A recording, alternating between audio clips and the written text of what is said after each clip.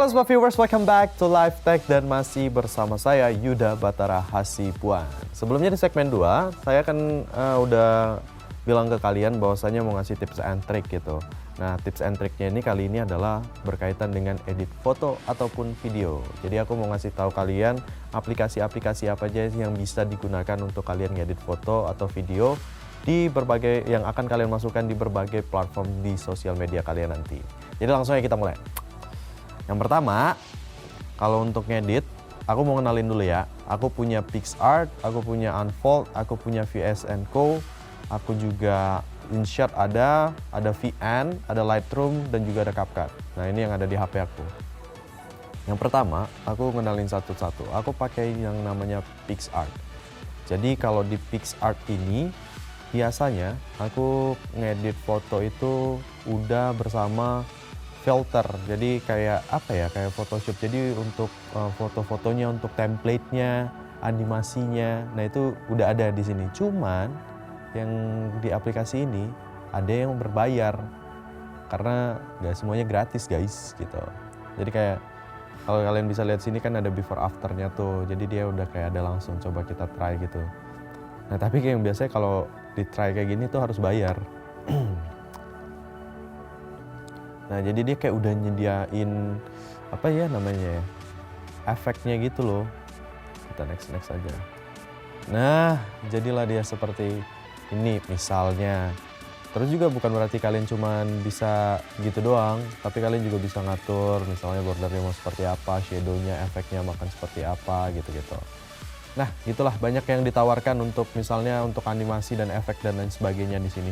Kalau juga kalian mau mulai untuk nge-edit juga di sini juga bisa, mau maksudnya template-nya seperti apa, bisa freestyle atau juga yang udah ada disediain mereka, apa ya bilangnya ya, yang udah ada tersedia lah gitu. Ada juga frame-nya nanti kalian bisa atur dan lain sebagainya. Lalu di setelahnya, lalu ada VS Code. VS Code apa sih? VS Code ya sebutannya. VS Code ini juga salah satu aplikasi untuk mengedit foto, tapi dia ini lebih kayak instan gitu ya. Misalnya pilih salah satu foto, terus kalian import, oke, terus kalian pilih aja. Nah nanti ada kayak tanda volume gitu.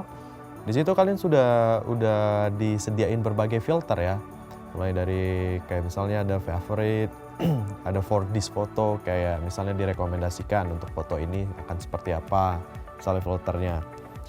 Ada cool, banyak lah macam-macam gitu. Tapi yang VS Code ini ada yang filter gratis, ada juga yang berbayar gitu. Kalau kalian pengen lebih nge-explore-nya lebih banyak gitu untuk filter-filternya, nah kalian bayar aja gitu. Dan setahu aku juga harganya untuk dapetin semua filter bervariasi ya, maksudnya nggak terlalu mahal.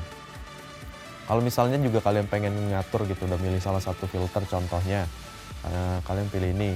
Terus kalian juga pengen explore lebih, misalnya kayaknya brightness-nya ketinggian deh, itu juga bisa. Jadi pilih aja dulu filternya, di sini juga ada pengaturannya. Nanti kalian bisa atur exposure-nya, kalian bisa ngatur white balance-nya, kalian juga bisa ngatur kontras, bahkan sampai saturation-nya gitu. Aku punya InShot. Kalau InShot ini biasanya tuh aku pakai tuh kalau misalnya aku pengen udah aku edit fotonya, aku pengen gabungin foto-foto yang udah aku edit. Nah biasa aku pakai InShot dan biasanya aku masukin misalnya untuk Instagram story juga bisa gitu. Dan sini karena kayak enak aja sih di sini, misalnya mau gabungin berapa foto itu. Terus juga nanti layoutnya juga bisa kalian atur mau gimana. Kurang lebih sih toolsnya sama aja ya, sama kayak aplikasi-aplikasi yang lain. Karena pada intinya kan ngedit foto itu kan ya maksudnya tentang brightness, kontras, exposure, tone warnanya seperti apa, ya kan, saturation dan lain sebagainya gitu. Tapi di sini juga kalian bisa edit video gitu. Bedanya kalau InShot ini. Ya edit videonya juga edit video sewajarnya kali ya, nggak begitu expert. Nextnya ada Lightroom. Nah Lightroom ini biasanya banyak banget yang make. Kenapa aku bilang banyak banget yang make? Karena kalian bisa nge-explore lebih lagi. Kalau kalian punya apa ya, ketertarikan atau keinginan untuk berkarya lebih jauh gitu ya, lebih dalam gitu, pengen bebas. Nah di sini tempatnya.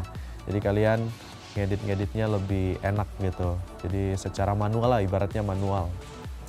Biasanya juga kalau misalnya aku pengen buat poster, Kan sebenarnya ada aplikasi lain juga ya kalau mau buat poster gitu, ada Canva dan lain sebagainya. Nah, tapi kalau misalnya aku ada foto yang pengen aku masukin ke dalam poster, aku edit fotonya di sini.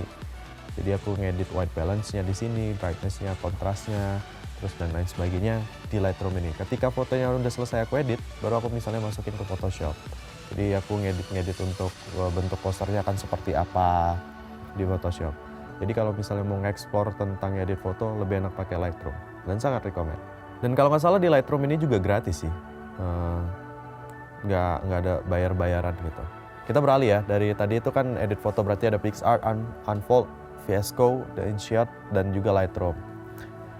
Lalu buat sekarang nih para penggemar TikTok nih, karena lagi rame banget kan TikTok. Nah ini ada beberapa aplikasi, ada 2 aplikasi dari aku kalau kalian pengen ngedit video kalian. Yang pertama ada VN. Yang VN ini bedanya sama CapCut, satu lagi adalah CapCut. Nah, kalau di sini kalian apa ya bilangnya, kalau misalnya pengen edit video itu secara UI sebenarnya untuk pengguna handphone sudah sangat enak gitu. Udah hampir mirip-mirip lah sama kalau kalian pakai Premiere di komputer. Kali aku pilih salah satu video ya.